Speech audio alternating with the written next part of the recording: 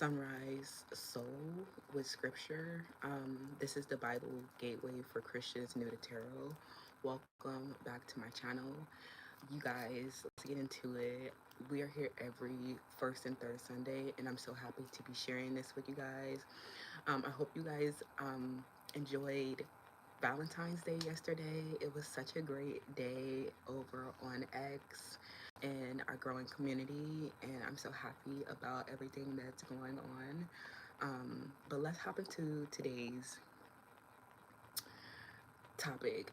You guys, your beauty is superior, and I think that that's now, right? A lot of you guys have gone on divine feminine journeys where you've been very intelligent about your care and very connected to your body spiritually. Um, and this, your body and beauty is truly disillusioning people.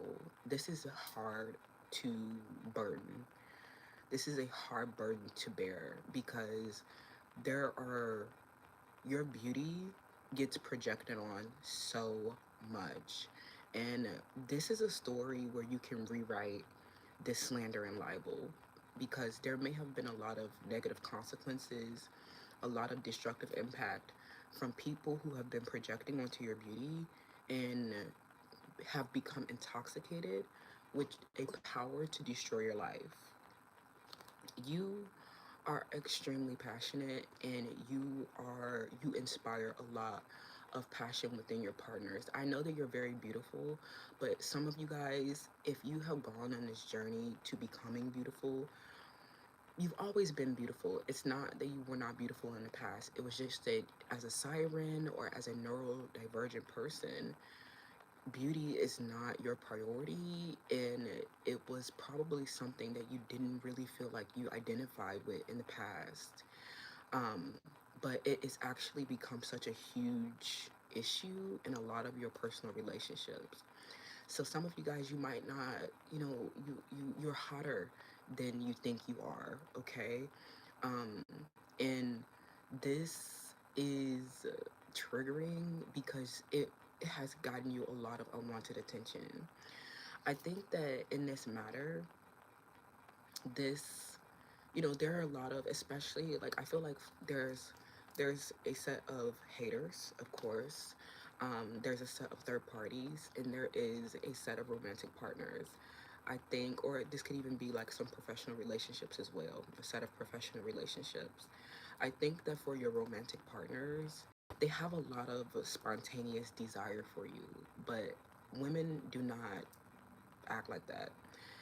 These people, especially if you're sirens or neurodivergent beauties, you a lot of people will have a spontaneous desire for you. And if they perceive, like, this could even been in like first impressions, if they perceive like the any slightest bit of criticism, or you might even offer, like, you might do something with the unsolicited advice, or there's something that they do to project onto your beauty in a first impression, or in their spontaneous desire, or your responsive desire.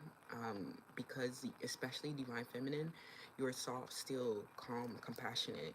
You are not someone who initiates sex, and you get a lot of offers from the opposite sex, or even like, even if your sexuality is fluid, you get a lot of, you might get a lot of offers, period.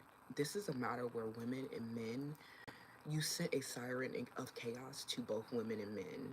Hi friends, grand rising.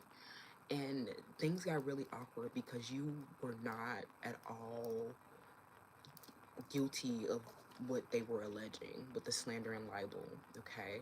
Some of you guys, this has gone to court, but for others, this has really just been damaging a lot of your relationships, harming, romantic partnerships, even family relationships could have been breaking down because in like the first impressions, or if they perceive rejection in any type of way, this is all a projection onto your beauty because they really are struggling with anxieties about their physical appearance, and a lot of it is like not about their physical appearance. Maybe you give them like your commentary could be something that's totally unrelated to their physical appearance, or it just makes them, it triggers an inferiority in some type of way, and it becomes about your beauty and less about where they're lacking. These people have truly been lacking in education, truly been lacking the capability to integrate and process grief related to traumatic experiences from their past that have nothing to do with you. So you're always the martyr in a situation. You're always the butt end of some joke because people become so intimidated by your existence, your superior beauty, which is not the reason why you're here. You're here on a merit. And it becomes about your beauty because they are lacking in other places that don't have anything to do with the way that they look. So it is not valid and not relevant to you. So a lot of these people, even if you like, these feel like these could be sisters, these could be friends that you wanted to, girlfriends, these could be romantic partners from the past. You may have shared bonds with these people, but the relationships are really lacking intimacy and depth and meaning because they are still in a like dangerous projection about your beauty. And that's so awkward. Hi, friends. Thank you so much, Terry. Thank you. Hi, Mickey. So, and if you are a man and this is not about beauty, this is, if you are a man, you are still a siren, okay? Some of you guys are very introverted, reclusive.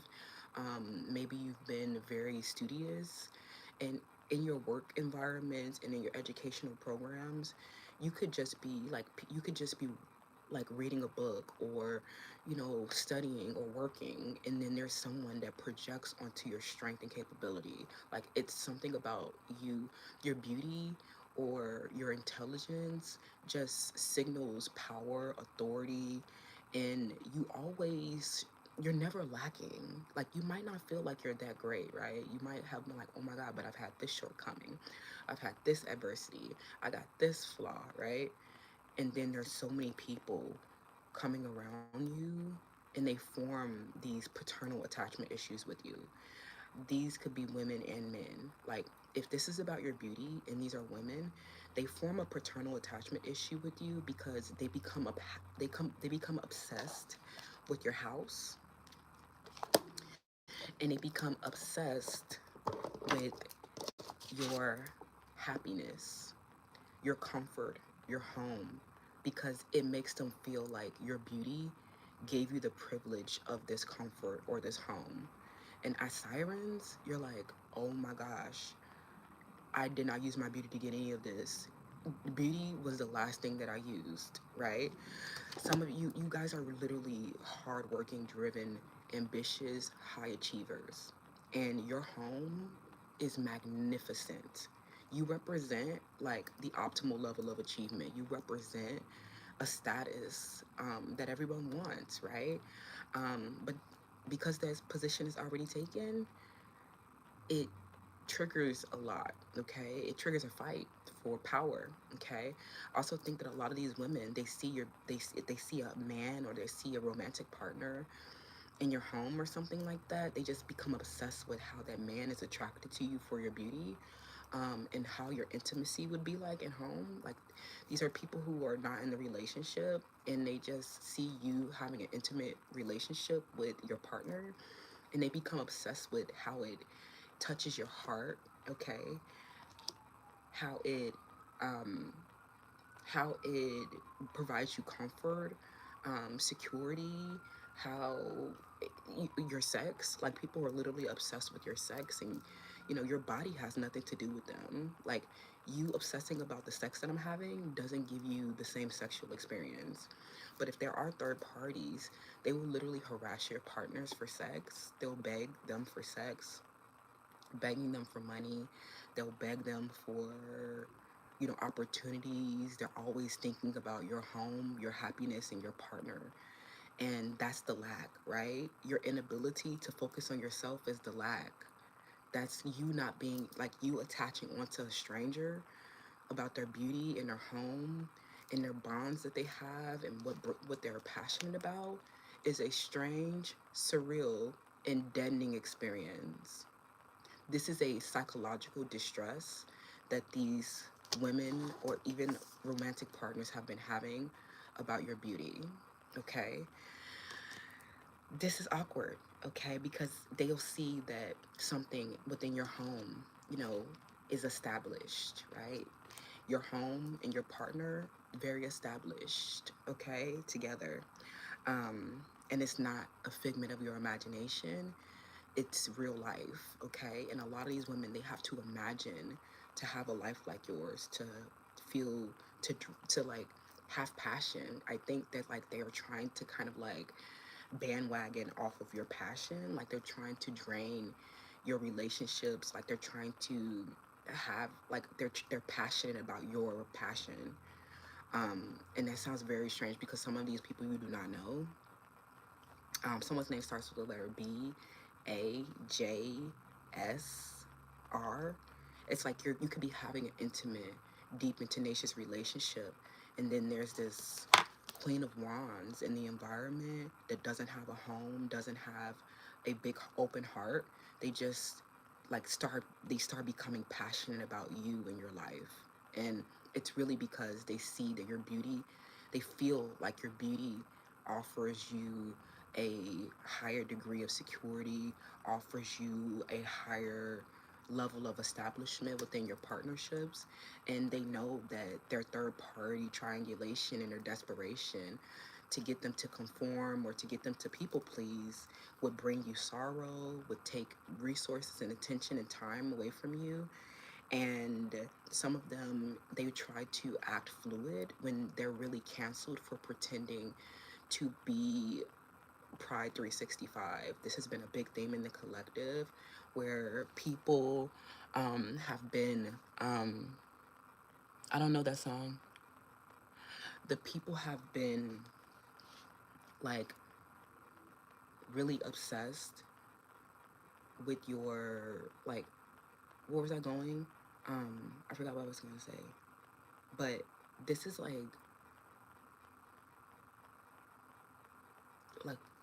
what the fuck was I going to say? These are like literally people who become obsessed with you, okay? Um, and I think that yeah, this has been a big theme in the collective where people will try to act fluid, and it's because they know that your romantic relationship is fluid. And